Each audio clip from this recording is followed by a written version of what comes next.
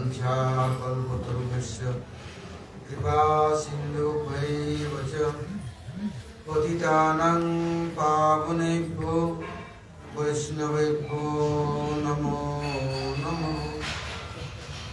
नमः कृष्ण प्रेम प्रदायते कृष्णाय कृष्ण चैतन्य नाम्ने गौरतिसे नमः। जय रूप सनातन भट्ट रघुनाथ श्रीजीव गोपाल भट्ट दास रघुनाथ जय गोसाई करी चरण बंदन चाहते विघ्ननाश अभीष्ट पूरन। जय श्री कृष्ण चैतन्य दयाल प्रभु नित्यानंद श्री अद्वैत गदाधर शिवासादि श्री गौर भक्त वृंद। हरे कृष्ण कृष्ण कृष्ण हरे हरे हरे राम राम राम हरे। बोलो श्री गुरु जी महाराज की जय, गुरु परंपरा की जय, अनंत अनंत गुरु वैष्णव वृंद की जय, सभा सद्गौरी की जय, गौर नित्यानंद प्रभु की जय, जगन्नाथ बलदेव सुभद्रा सुदर्शन की जय, भक्तवृंद विनाशन करने सिंहदेव की जय, भक्तराज प्रहलाद महाराज की जय, सर्वाभिष्ट प्रदाता गिरिराज गोवर्धन जीव की जय, गोविंद गोपीनाथ मदन मोहन जीव की जय, जय ब्रजमंडल धाम की जय, ब्रजवासी भक्तवृंद की जय, ब्रजेश्वरी मनीश्वरी प्रणेश्वरी श्रीमती धरणी की जय, ब्रजदेविगण की जय, जय नित्य पुरुष गोस्वामी स्वभाव विभाग की महोत्सव व्यास पूजा महोत्सव की जय, जय नरेश्वर विभाग महोत्सव की जय, और कुमानंदे।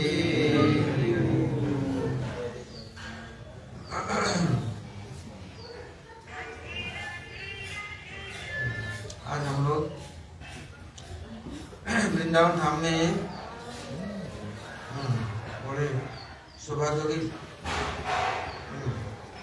प्राप्ति किया, क्योंकि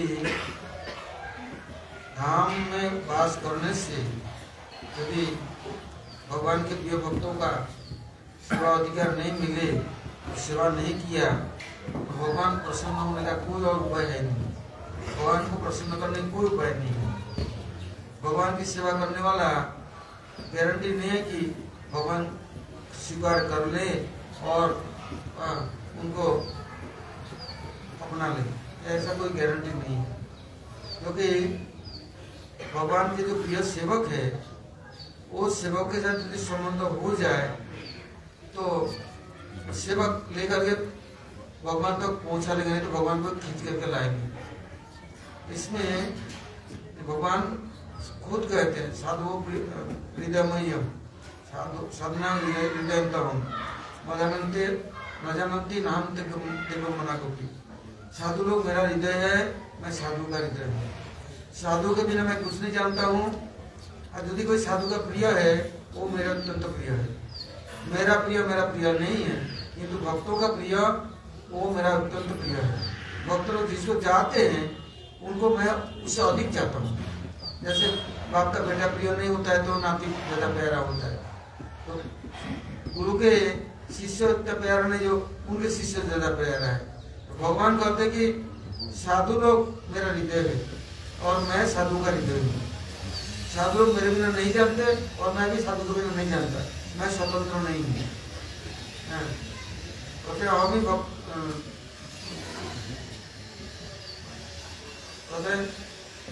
ऋषि के लिए जब हम भक्त पराधीन यह स्वतंत्र मैं भक्त का पराधीन हूँ, मैं स्वतंत्र नहीं, मैं ब्राह्मण ऋषि दुर्वासा, मैं स्वतंत्र नहीं, मैं तुम्हारे पर कृपा करने लायक नहीं हूँ, जाओ हम इसके पास जाओ। तो इसलिए जब तक कि भक्तों की पूजा नहीं होता है तो भगवान पूजा स्वीकार कभी नहीं करते। और जहाँ भक्तों की पूजा होता है, भक्तों का आदर होता है, भक्तों की सेवा होता है, जैसे गुणगान होता है वहाँ भगवान अपने आप खींच चले आते हैं। भगवान इतना प्रसन्न होते हैं, वो नाम नृत्य करने लग जाते हैं, वो इतना खुश होते हैं जिसकी कोई हिसाब नहीं। तो अभी जिस महापुरुष की गुणगान हम लोग श्रवण कर रहे हैं, आज बड़ा सौभाग्य है कि मैं भी दो चार पुष्पांजलि यदि उनके चरणों में समर्पण कर सकूं तो मेरा जीवन भी शायद सार्थक हो जाए। कि महाराज श्री अभी सुना है आप लोगों ने, प्रभुपाद जी की कथा सुना, आकृष्ट हुए, और प्रभुपाद जी मिलने के लिए कोई उपाय नहीं, क्योंकि कोई हजार लाखों जिनके अनुयायी है और वो आसानी से पहुँच से आना और मिलना, उनके निकटतम होना बहुत कठिन था। तो उन्होंने भगवान से, जगन्नाथ जी को प्रार्थना करने लगे, क्योंकि उड़ीसा का उनका जो देवता है बोले थे बड़ ठाकुर। कौन बड़ ठाकुर है? जगन्नाथ। बड़ा देउल अर्थात बड़े मंदिर, बड़ा ठाकुर, और वो सब सुनते हैं। तो उनके सामने जाकर जो यदि गीता पाठ करता है ना, तो जगन्नाथ बहुत खुश हो जाता है। तो उनके वाणी भगवद गीता जगन्नाथ मंदिर में बैठ करके यदि किसी ने पूरा गीता पारायण कर लिया 2 घंटा, तो जगन्नाथ उनकी सारे बात सुनते हैं, कोई भी बात प्रार्थना करे तो। अगर भागवत सुना है तो और कहना ही क्या। इसलिए 10वें स्कंद के जो पंच प्राण है, उसमें वेणुगीत, जुगल गीत, राजगीत, भ्रमर गीत, गोपी गीत, ये 5 पंच प्राण भगवान जगन्नाथ कहते हैं। यदि मेरे को किसी ने आकर के ये भागवत के पंच प्राण अर्थात गीत सुनाया तो मैं उनके पीछे पीछे भागता रहता हूँ। वहाँ नियम है गीत गोविंदों के, जयदेव गोस्वामी ये गीत कोई बाहर नहीं गा सकता, क्योंकि जगन्नाथ जी जहाँ कीर्तन होते वहीं चल जाते हैं। मंदिर में बैठता नहीं, बैठना उन्हें पसंद नहीं, कपड़े फाड़ लेंगे, वो खाना खाएंगे नहीं, भोग होगा नहीं, मंदिर बंद है, कहाँ चले पता ही नहीं, वो कोई गीत कोई गाना कीर्तन कर रहा है। इससे जगन्नाथपुरी में ये नियम है। तो महाराज जी जाकर जगन्नाथ मंदिर में आएंगे, आकर जगन्नाथ के सामने पूरा गीता पारायण की, क्योंकि बचपन से उनका कंठस्थ याद है। फिर देखा जगन्नाथ जी तो खुश है, मुस्कुरा रहे हैं, तो क्या चाहिए? तो मेरे को सदगुरु से मिला दो और मैं उनके प्रिय बन सकूं और उनकी सेवा कर सकूं और उनके नजदीक में जा सकूं, वो मुझे अपना ले। ये नहीं कि दीक्षा ले ली, मंत्र ले ली, कहाँ कोई गुरु और कहाँ है चेला। जैसे गुरु ऐसे चेला, नरक में दोनों ठेलम ठेला। गुड़ गोबर और चेला चीला बन गया, ऐसे नहीं। एक दिन मंत्र ले ली, गुरु से कोई मतलब नहीं, कोई संबंध नहीं, सेवा नहीं, बल्कि गुरु मेरी सेवा करे, पूजा करे, तो मैं कहूँगा सतगुरु है। गुरु मेरी मनोरथ पूरा कर दे, मेरी इच्छा पूरा कर दे, मेरा आरती उतारे, मेरे गुणगान करे और मेरी 10-20-50 जनों को मेरी सेवा में लगा दे और दान वैभव दौलत से मेरे को पूरा कर दे, वाह, तो सतगुरु है। नहीं तो आई गुरु है। महाराज जी जगन्नाथ को खुश कर दिया। जगन्नाथ बोले कोई चिंता नहीं, देख तू तेरे गांव से थोड़े दूरी पर एक मधुसूदन शर्मा एक ब्राह्मण देवता है, किंतु वो कैसे हैं? वो मेरा प्रिय भक्त है और प्रभुपाद के शिष्य है। वो सब समय हजारों लोग मरीज लोग आते हैं सुबह से शाम तक, सबको दवाई देता है और दवाई देते समय जगन्नाथ जी को प्रणाम करके ये दवाई मैं दे रहा हूँ, जगन्नाथ आप जानो और इनका काम जाने। कर्मफल नहीं गया तो दवाई काम नहीं करेगा, दवाई आप दे दो, यदि कर्म बुरा है तो दवाई लगेगा नहीं। पहले कर्मफल को नष्ट करो, फिर दवाई दो। तो ये वो उनसे मिल ले जा और तेरा मोर की औषधि भी वही देगा। ये खुद भी वैद्य थे, पटना परिवार में जन्म लिया, गंजाम जिले के अंदर में, और 4 भाई और ये मध्यम पुत्र थे और पढ़े लिखे संस्कृत का स्कॉलर, और शुरू से भागवत अध्याय, भागवत पारायण, शुरू से भागवत गीता, रामायण सब ग्रंथ कंठस्थ था। तो जैसे मधुसूदन शर्मा से मिले, ठीक है, उनके यहाँ तो और भीड़ है, इतने लोगों की भीड़ है तो मैं उनसे कैसे मिलूं? जैसे इनको देखा, उन्होंने कहा अरे जगन्नाथ जी ने मुझे बोला कोई एक जन है तुम्हारे पास आ रहा है, उसको तुम कृपा करके उनके गुरु तक पहुंचा देना। बस मधुसूदन शर्मा ने उनको बुलाया, इतना भीड़ एक तरफ उनसे बातचीत किया, तो बोले ओ अब मैं जाऊंगा मायापुर, मैं लेके जाऊंगा। तो प्रभुपाद जी मधुसूदन शर्मा को बहुत ही स्नेह करते थे। हाँ, और उड़ीसा में ऐसे एक भक्त थे जो कि उनका प्राण के प्राण प्रियतम गुरुदेव थे प्रभुपाद, तो वो लेकर के उनको वहां ले गए। तो जिस दिन बलदेव पूर्णिमा है उस दिन वो लोग वहां पहुंचे। बलदेव प्रभु साक्षात गुरुदत्त के मूल स्वरूप है, सब सौंदर्य शक्ति सत्ता के अधिष्ठात्री देवता। तो उनको लेकर के जब गए, प्रभुपाद जी देखकर बहुत प्रसन्न, और प्रभुपाद जी ने उनको बोला क्या करते हो? तो प्रभुपाद में हमारे परिवार वाले ब्राह्मण संप्रदाय दीक्षित, और मैं गीता भागवत रामायण ये सब पढ़ा और थोड़ा, और मैं वैद्यों की काम भी करता हूँ, कुछ दवाई देता हूँ। तो प्रभुपाद ने छूटते ही कहा देखो ये दवाई तुम्हारे तात्कालिक उपशम करेगा, किंतु जीवन भर के लिए कोई लाभ नहीं करेगा, फिर बीमार हो जाएगा, फिर दवाई चाहिए। क्यों कर्म नहीं गए तो ठीक नहीं। मधुसूदन शर्मा को देखो, ये सब की भगवान के औषधि देता है। पुनरपि जन्मम पुनरपि मरणम पुनरपि जननी जठरे शयनम। जन्म मरण माला से बचाने वाला, उठाने वाला भगवान के वैद्य ये मधुसूदन शर्मा है। वो तो गुरुदेव को, गुरुदेव आप हमारे लिए सदवैद्य और सदगुरु है, आप ही हमारे लिए उद्धारक है, हम क्या उद्धार करेंगे? और जहाँ मैं जिसको जो कुछ देता करता हूँ आप ही के प्रसाद ही देता हूँ, अर्थात चरण धूल ही देता हूँ, हमारे पास कुछ नहीं है। तो बोले ठीक है, अब तुमको मैं एक आदेश देता हूँ, अब से जहाँ जाओगे भागवत कथा कीर्तन करोगे। ये भागवत कथा कीर्तन और भागवत रस के द्वारा सब जीव तृप्त हो जाएंगे, सबका आत्मकल्याण होगा, और सबका रोग शोक भय मोह सब कुछ दूर हो जाएगा। उन्होंने कहा प्रभुपाद जी ने उस समय निवृत्तस्य उद्भोग्यमानात् भव औषधात् श्रोत्र मनोविरामात् गौतम श्रुगव गुणानुवादात् उमान विरत्य बिना पशुघ्ना। वो पशुघाती है, कह लिया है जो ये भागवत की कथा नहीं सुना है, आत्मघाती है, अपने आत्मा को भी मनन करने वाला। आज जो भागवत कथा को सुना, भागवत रस को पान किया, वो जन्म मरण माला से मुक्त होकर के नित्य भगवत धाम, नित्य भगवान की सेवा में पहुंच जाता है। तो तुम भागवत कथा करना। तब पूछा, इनको तो बचपन से ही ऐसे परिवार था, संगति थी, पूरा भागवत सारे श्लोक उनके पास में कुछ भी नहीं, बचपना जैसे बच्चे बात करते हैं ना, ऐसे उनके भागवत में श्लोक उनका था। उन्हें प्रभुपाद के सामने बड़े सुंदर सुंदर कथा सुनाया।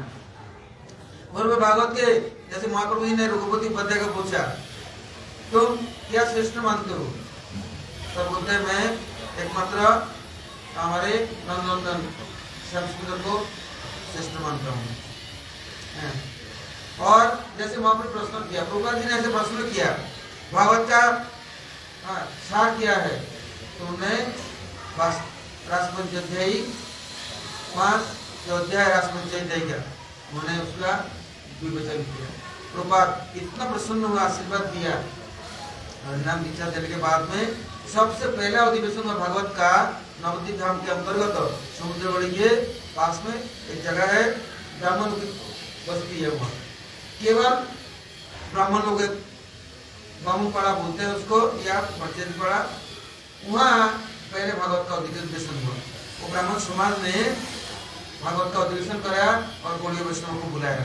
जो ब्राह्मण लोग वैष्णव को नीचे समझते हैं, जो 12 जाति के हैं और सबका गुंडन करता है, ब्राह्मण अपने को श्रेष्ठ मानता है। तो उन्होंने बोला अब भागवत कथा से सुनूंगा, देखो क्या बोलता है। भागवत में तो ब्राह्मणों की बहुत सम्मान दी गई, और परिचित महाराज जी ने बहुत कीर्तन किया और सब है, तो देखिए हुई क्या करते हैं। फिर इनका नाम था उस समय घर का नाम तो नासिक कविराज था। इसके बाद प्रभुपाद जी से हरिनाम दीक्षा के बाद उन्होंने भक्ति रखक सिद्धर महाराज और सबने बोला ये प्रभुपाद जी ने आदेश दिया, जाओ यहाँ पहला अधिवेशन भागवत का करो। देखा कितने ब्राह्मण सारा नवद्वीप के जो सबसे घोर विरोधी प्रभुपाद सरस्वती ठाकुर जी के और बड़े वैष्णव के, उनके बीच में सभा में जैसे कुरेश को वेद्या रामानुज ने, हाँ वो चोर सभा सभ्यों के सभा में ऐसे महाराज जाकर के भागवत की कथा ऐसे कीर्तन किया। वहां 7 दिन का प्रोग्राम था, 1 महीना लगा तो उन लोगों ने छोड़ा नहीं, पूरा 1 महीना। और सुबह से लेकर के 6 बजे से 9 बजे तक का टाइम था, और दुकान पाट खेत खलिहान सब बंद, घर गृहस्थी सब कथा में सुबह से संध्या तक। आखिरी में 1 महीना की कथा के बाद कितने लोग प्रभुपाद सरस्वती ठाकुर के आश्रय ले लिया। बाद में प्रभुपाद अपहरण के बाद महाराज जी आश्रय लिया, क्योंकि वहां के ब्राह्मण समाज विरोधी समझिए बाबा जी और गोसाई प्रभुपाद जी को परिक्रमा के समय में ईंट पत्थर छोटा बोतल मिर्ची के पाउडर और आक्रमण किया, डंडाओं से जातियों को पीट पाट कर गए और प्रभुपाद जी जान से मार देंगे। ऐसे दुष्टों के बीच में सबसे पहला नासिक रूप धारण किया, नासिक का प्रयास, बस भागवत कथा कीर्तन। उस कथा के बाद पूरा नवद्वीप धाम हिल गया, बदल गया। ब्राह्मण वहाँ एक से पंडित धुरंधर, आज नहीं चिरकाल, वाराणसी जैसे नवद्वीप उससे अधिक पंडित सब बदल गए। वहाँ पहले मठ किया, इसके बाद में हमारे परम गुरुदेव ने देवानंद बड़े मठ किया। इसके बाद में दूसरा हुआ भक्त सिद्धर गोस्वामी महाराज का चैतन्य सारस्वत मठ। तीसरा हुआ राधा बाजार में सरस्वती मिश्र लासन भक्ति शिव सिद्धांत गोस्वामी महाराज। ऐसे कुछ और मठ मंदिर भी खोले। तो महाराज जी तब से प्रभुपाद अपहरण के बाद भक्ति विलास तीर्थ महाराज जी ने महाराज जी को बोले आप उड़िया जानते हैं, तेलुगु जानते हैं और संस्कृत जानते हैं, हिंदी जानते हैं, बंगाली जानते हैं, कितने भाषा। महाराज मराठी जानते थे, महाराज को तमिल आता था, कितने भाषा जानते थे। तो आप साउथ में प्रचार करें। तो इससे रामानंद गोड़ी मठ में इंचार्ज दे और गुंटूर मठ 2 मठ प्रभुपाद जी का और माद्रास मठ, तीनों मठ का उनको चार्ज देते हैं। युद्ध रहेंगे रामानंद गोड़ी मठ में और सब मठों की देखभाल करेंगे। किंतु क्या होता है, होनहार बलवान को होते हैं चिकने पर, वो अभी होनी को कौन टाल दे। महाराज प्रचार करने लगे तो सारा दुनिया महाराज जी हो गए। महाराज जी कहते थे जाओ गुरु से दीक्षा ले लो, हरिनाम ले लो। वो था हम आपको सब कुछ जानते हैं, मानते हैं, हमें क्यों भेजना है दुनिया इधर उधर में। और महाराज जी ये गाँव गए, वो गाँव गए, कहीं भी गए, ऐसा कोई व्यक्ति नहीं है जो महाराज जी के कथा नहीं सुने और सम्मान न करे। इन मठ वाले को तो खलबली मच गई।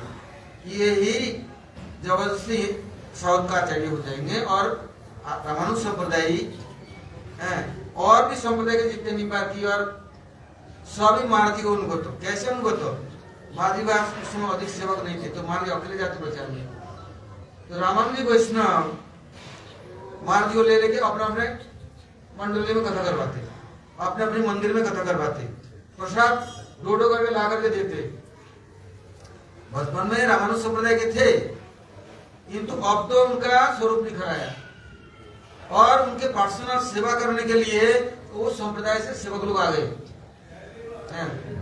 एक का नाम था दासो गाड़ू। तो मैं तो देखा जीवन में कैसे सेवा करते महाराज जी की। महाराज जी कहाँ जाएंगे, गांव में एक जगह में बैठ के मंदिर में कथा कर रहे हैं, वो सारा गांव निमंत्रण करके ला करके हरी कथा सुना करके और भिक्षा करके गाड़ी भर लेते। उस समय तो गाड़ी वाड़ी नहीं था, बैलगाड़ी बैलबुग्गी और नहीं तो तांगा, मोटर फोटर कुछ नहीं। और जैसे आंध्र प्रदेश के देहात गांव खेत किसान, तो कच्चे डगरे, कुछ रास्ता नहीं, कुछ घाट नहीं, किंतु महाराज वो सब कलेक्शन करके ढो करके मंदिर लाते थे। एक मंदिर नहीं, आंध्र में, तमिल में या कर्नाटका में जितने सेंटर सब जगह में वहां से मायको तो भेज देते। इतना किंतु लोगों को ये लगा ये भविष्य में तो मुश्किल है। एक बार ऐसे प्रचार में गए तो उनका तो घर से सामान टामान निकाल करके बाहर कर दिया, किंतु महाराज कुछ बोले नहीं, सबको प्रणाम किया, सम्मान किया। किंतु गोपाल जी ऐसी इच्छा थी, महाराज जी आकर के कहाँ बैठे? राजमंदिर में। राजमंदिर गोदावरी किनारा, वो गोदावरी का उस तरफ है कबूर, इस तरफ है राजमंदिर। तो वहां एकदम गोदावरी के तट पर बैठ गए, महाराज जी हरिनाम कर रहे हैं। जितने लोग आ रहे हैं प्रणाम कर रहे हैं, कुछ दे रहे हैं। महाराज जी खूब दुखी है, आज मैं गुरु सेवा से कहा हूँ। किंतु लोगों ने जानबूझ करके सबने वहां झोपड़ी बना दी, और धीरे धीरे करके म्यूनिसिपैलिटी के चेयरमैन और जितने बड़े बड़े मिनिस्टर लोग, बड़े बड़े महाराज जानते थे, सब लोगों ने महाराज को वहाँ स्थान दे दिया। ये स्थान में बाउंड्री दे करके 2 कमरा भी बना दिया। धीरे धीरे करके एक छोटा मंदिर भी हो गया। इसके बाद महाराज जी प्रचार करने लगे। तो उस समय भक्तिराज श्रीधर महाराज के 2-4 शिष्य आ गए, भक्तिराज तीर्थ महाराज के 2 शिष्य आ गए उनके पास, और कुछ रामानुज संप्रदाय के आ गए। इनका अपना शिष्य उसमें कोई भी नहीं था। आगे महाराज जी प्रचार शुरू कर दिया। धीरे धीरे करके विशाखापट्टनम में मठ हुआ, उसके पास में एक जगह है उमरी, वहां मठ हुआ। इसके बाद में कोबूर में मठ हुआ। उसमें तो 5 एकड़ गवर्नमेंट ने जमीन दे दी कि आप यहाँ मंदिर बनाइए।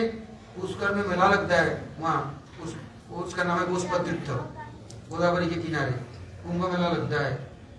जैसे नासिक में, उज्जैन में होता है, हरिद्वार में, प्रयागराज में, इससे भी बड़ा होता है गोस्पद तीर्थ में। तो जितने लोग कुंभ में नहाने आते हैं, महाराज जी की कथा सुनना, दर्शन करना, हरिकथा और प्रसाद, महाराज जी किसी को भी कभी लौटाए नहीं। लोग भी इतना सम्मान करते। इसके बाद धीरे धीरे धीरे धीरे करके महाराज जी फिर उड़ीसा में भी प्रचार करने लगे। उड़ीसा में मठ हुआ, फिर मायापुर में, फिर वृंदावन में।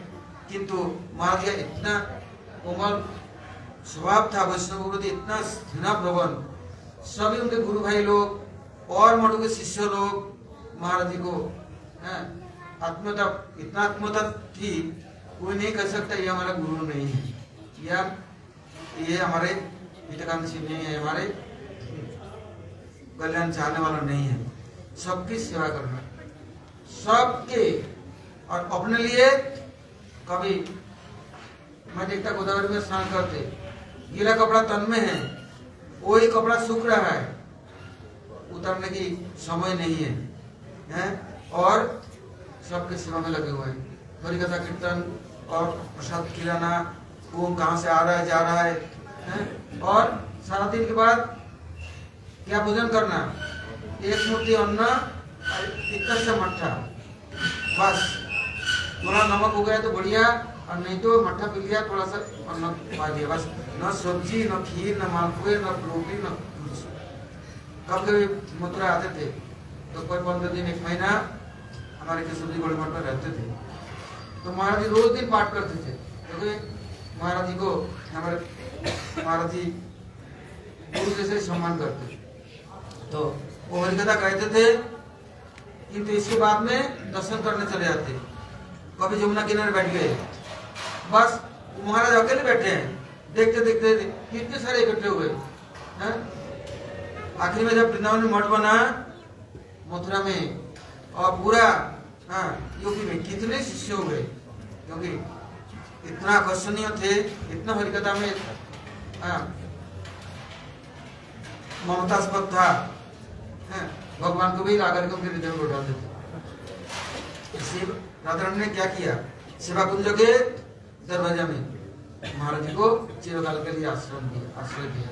तो महाराज जी कहते थे, वो देखो मैं तो सारा विश्व में घूम रहा था, राधारानी की कितनी कृपा है, सेवा कुंज दरवाजे में कोई नहीं है पहरा देने वाला। तो मेरे को आया, आकर के बोले तुम झाड़ू देना, सफा करना और तुम देखभाल करना। हमारे दूसरे मंजिल में गेट के ऊपर ही वहाँ रहता था, और वहां से बस सारा दिन सेवा कुंज की तरफ नजर उनका। और मंदिर में कुछ बना, पहले जाओ भोग रख के आओ, जाओ। वहाँ एक बंदर से लेकर के किसी को भी, एक चिड़िया को भी भूखे नहीं रहने। महाराज जी तो उदारता और जितना वैष्णवता, जितना कीर्तन करे, ये हमारे जैसे व्यक्तियों के लिए तो संभव तो है नहीं। मैं तो सोचता हूँ कि 10 जन्म भी कीर्तन कर तभी संभव नहीं होगा। तुम्हारे नित्यकाल करते मेरे को अब वृंदावन में ही पास करना है। इससे महाराज जी बस नित्यकाल के लिए शिवानंद में आकर के विराजमान हो गए। दादू का शुभ आविर्भाव तिथि है। कभी कभी बृहस्पति होता था, महाराज जी करने नहीं देते, तो जब वो शिष्य हो गए तो लोग नहीं मानते, उनकी पूजा के लिए व्यवस्था बनाते। तो महाराज जी क्या करते, जितने भी भक्त मंडली आया, वैष्णव लोग आए और संप्रदाय के आचार्य लोग आए, यदि सबकी सम्मान के आदर किया, ये मेरी पूजा है। नहीं तो तुम केवल मेरे को पूजा करोगे, मेरे सम्मान करोगे, मेरे को दक्षिणा दोगे और सोचोगे कि मैं भगवान को बस कर लिया, पा गए, गुरु प्रसन्न हो गया तो बहुत सब प्रसन्न हो गए। नहीं, जब पहले भक्तों की सेवा अपने शिष्य मंडली को कह देते थे, जब कोई भी आया सबका आदर जतना करो।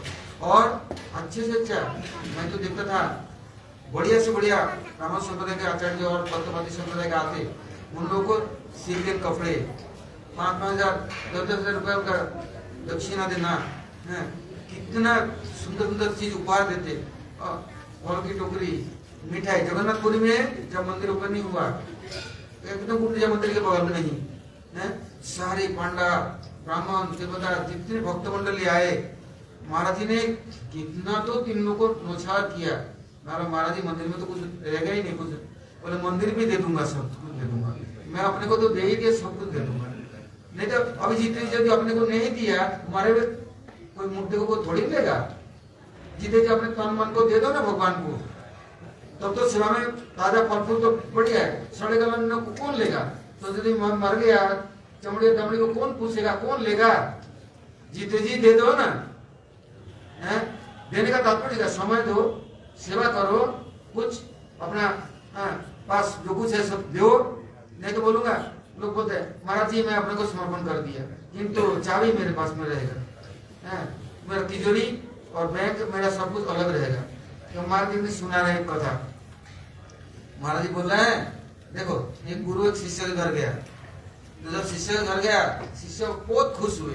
एक गांव देहात बुला के ले आया, हमारा गुरु महाराज आए, गुरु महाराज आए। तो बोले गुरु महाराज आप कपड़ा वपड़ा उतारो, विश्राम करो, हम प्रसाद तैयार करते हैं। और गुरु जी का आरती करा, पुष्पांजलि करा और चरण धोया, चरणामृत दिया, सबको दिया, सबको निमंत्रण दिया। गुरु जी ने अपना कपड़ा लत्ता खोल के रख के अटैची बैग टैग जो कुछ का रख दिया। बोले बेटा ज्यादा कुछ मत करना। और नहीं गुरुदेव, बॉस जो कुछ आप ही तो करेंगे, मैं कौन करने वाला हूँ, जो कुछ आप ही क्या है गुरुदेव। खूब भंडारा किया, खूब लोगों को खिलाया पिलाया, और शाम को कथा हुआ, 1000 लोग आए, गुरु की महिमा सुना। दूसरे दिन में भंडारा किया, जिससे गुरुदेव कहे ऐसे कैसे कर रहा है, गुरुदेव सब आपका है। जब चौथे दिन गुरुदेव बोले अब तो मैं नहीं होऊंगा, तेरा सब खर्च हो जाएगा, मैं नहीं रहता, 3 दिन बहुत हो गया, मैं जा रहा हूँ। तो दे मेरे कपड़ा लगता दे, बैठे थी बैग दे दे। तो लाया, उस दिन बैग खुला देखा कुछ भी नहीं है। तो क्या हुआ बेटा, ये सब कहाँ गया? तो गुरुदेव मैं तो बोला सभी आपका है, मैं भी आपका हूँ। तो बैग ने जो कुछ किया सब आपके लिए तो किया, आपका ही तो किया। तो बोले तू मेरा है, ये है गुरुदेव, ये घर मकान मेरा है गुरुदेव, सब आपका है, ये सब तिजोरी और तेरा जो कुछ है सब है, बोले सब गुरुदेव आपका है। तो गुरुदेव बोले एक ट्रक बुला लिया, इधर सब सामान को ट्रक में चढ़ा। तो शिष्य ने क्या किया, सब डोडो करे सब चढ़ा दिया, सब कुछ चढ़ा दिया, गुरुदेव सब दे दिया। अब एक अनुरोध है गुरुदेव, तो क्या गुरुदेव सब कुछ आपका है, तो आपके जो चरण है वो तो मेरा है।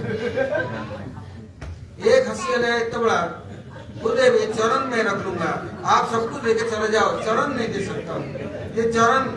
तो गुरुदेव का चरण का मरण खबर। ओहो, अब तो गुरुदेव छोड़ छाड़ चक्कू देख कर, छुरा देख कर, तलवार देख के गुरुदेव तेज सरपट भागे, ले तेरा कंटियल माला और वजन और साला सब कुछ छोड़ छाड़ करके ट्रक की गया कहाँ, सब कुछ गया कहाँ, वो गुरु पर प्राण बचा करके चाचा अपन प्राण बचा और भाग खड़े हुए। तो कॉलेज गुरु और कॉलेज चेला तो कहते थे देखो जीते जी यदि गुरु सेवा नहीं की, भगवत सेवा नहीं की, तुम्हारे भी मुद्दे कौन करेगा सेवा है? हमारे को तो आज नहीं निकाले तो खाना भी नहीं खाते, निकाल करके आगे ना तो कर फिर खाना खाने में लग जाता है, गीत भोजन होता है, एक दिन भी देर सहन नहीं कर सकता, एक रात भी नहीं है। और जिसने जीवन भर भगवत सेवा किया उनको तो चोला छूटेगी नहीं, उसके पहले ही दूसरे चोला मिल गया। नारद जी जैसे, ध्रुव प्रहलाद जैसे है, भगवान की सेवा में अभी भी कर रहे हैं, तभी भी करेगा। अभी सब कुछ दे दिया, बाकी क्या रहा है? सब समर्पण कर दिया तो भगवान तो उनके पास है ही है, भगवान दूर जा ही नहीं सकते। तो हमारे जितना जब हरिकथा करने बैठते थे, हमने वहां देखा राजमहेंद्र में या कोबुर में, हमारी बैठे प्रशासन में आंख बंद कर ली, कौन आया हमारी मालूम नहीं, कथा कीर्तन करे जा रहे हैं, आंखों से आंसू बह रहा है, कभी अपने आप हंस रहे और कथा कीर्तन करे जा रहे हैं। 1 घंटा कथा करा कि 2 घंटा कथा करा, उनको कोई मुश्किल नहीं। ऐसे प्रेमी भक्त जगत में बड़े दुर्लभ, बहुत दुर्लभ। हमारे लोगों का अभाग्य है कि इनके गुणगान श्रवण करना, यही उनकी कृपा, महाप्रसाद भगवान की कृपा है। और श्रद्धा यदि उदित हुई संतों में, भगवान के चरणों तक तो वो श्रद्धा पहुंचे, दूर नहीं। आप देखो इस संतों से जुड़ने के वजह से तो आप लोग अभी वृंदावन आ रहे हैं। यदि संत नहीं जुड़ते वृंदावन तो है ही है, भाई तो कौन आता है? वर्षों में कभी आया है नहीं, हिंदू ममता हो जाता है ना, तो खींच के लाता है। उनका जान प्रेम है, वही तो ले जाएगा ना। ध्रुव प्रहलाद ने महाराज ने क्या किया? असुर बालकों को सबको लेकर के भगवान तक पहुंचाया ना। इसलिए संत हृदय नवनीत समाना, संत लोग बस जैसे अपना हृदय कोमल है, ऐसे ही सबके हृदय को साफ सुथरा करके निर्मल करके भगवान की सेवा में उनको पहुंचा देते हैं। आज हमारे लिए अहो भाग्य है ऐसे वैष्णव का गुणगान श्रवण करना, कीर्तन करना और उनको श्रद्धा हो जाए तो भगवान तो अपने आप प्रसन्न हो जाए। तो आज तो यहाँ तक रखते हैं, फिर हम लोग सुनेंगे। अभी धीरे धीरे सुযোগ सुविधा होगा तो और गुणगान सुनेंगे। आज नरेश्वर विद्यापुर का भी है, वो गोली मत के ऐसे थे सेवा का विद्रोह, प्रभुपाद जी करते हैं सेवा का विद्रोह है। यदि भगवान की सेवा सीखना है तो नरेश्वर को स्मरण करना पड़ेगा और उनका आश्रय लेना पड़ेगा, क्योंकि उन्होंने ये नहीं देखा कौन ऊंचा है कौन नीचा है। वो आए थे जिस दिन मठ में, प्रभुपाद जी से कोई नहीं था, अकेले प्रभुपाद जी थे। एक नरेश सेवा के ऊपर पहले आए, दूसरा परमानंद प्रभु आए, तीसरा हमारे परम महाराज भी। इसके बाद प्रभुपाद जी ने नरेश प्रभु को कहा ये महाप्रभु का धाम है, नित्यानंद का धाम है, यहाँ पर धामवासियों के साथ संबंध हो गया, भगवान के साथ संबंध हो गया और मैं सबके साथ हूँ। इसलिए जो कोई आएगा सब जिम्मेदारी आपके ऊपर है। बात सुनने प्रभुपाद ने आपने सब चीज दी। अंतिम दिन तक शिष्यों के शिष्य भी, उनके भी शिष्य हो, उन्हें सबको वैष्णव ज्ञान सबकी सेवा और ऐसी सेवा किया, आदर किया, स्नेह किया, सब भूल गए। सब भगवान को छोड़ करके, भक्ति को छोड़कर, आश्रम को छोड़ करके और कुछ समझे नहीं और कभी निकले नहीं, बाहर भी गए नहीं।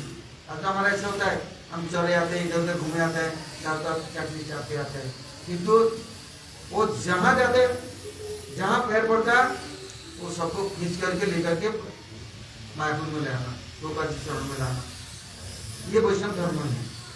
आज यदि भक्तों को सबको लेकर के वृंदावन नहीं ला पाए, गोवर्धन ले जा सके हैं, तो हमारा ममता कहाँ है? जिसको ममता जहाँ बोलते उधर तो ले जाएगा। अब देखो कितना एक पहले पुरुषोत्तम मास में कितना लॉकडाउन है और भक्त लोग दो बस कितनी गाड़ियां गोवर्धन जा रहे हैं, रोज परिक्रमा कर रहे हैं, रोज इनको अभिषेक कर रहे हैं, भोग लगा रहे हैं। उनको तो कोई कुछ ने लॉकडाउन में नहीं छुआ, न कोई बीमारी छुए और न कोई माना किया मैं पूरे से होगा। भगवान यदि प्रेम है तो गोलोक वृंदावन जाने में भी कोई नहीं रोकेगा, बड़े आराम से। और संत लोग अपने गोदी में उठा करके लेकर चलते हैं। हमारा वो भाग्य है ऐसे गुरुवर्गों की सानिध्य और उनके चरणों में आश्रय लेने के लिए हमको सौभाग्य मिला। और ये हम उलझे नहीं, सुलझे नहीं, छूटे नहीं, भटके नहीं, चिरकाल हम उनके बने रहे। बस वो अपना दे, बस और कुछ प्रार्थना नहीं है। गौर प्रमानंदे